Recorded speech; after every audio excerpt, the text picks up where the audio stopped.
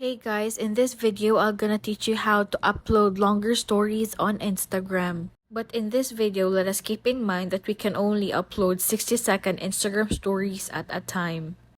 Let us first access your Instagram application. From this page, all you need to do is click the plus button on your profile and click the camera option. And what you can do here is to record up until 60 seconds by holding the button. But if you want to upload longer than 60-second video, here's how you do it. You have to make your way over to your profile and post any Instagram reels or videos.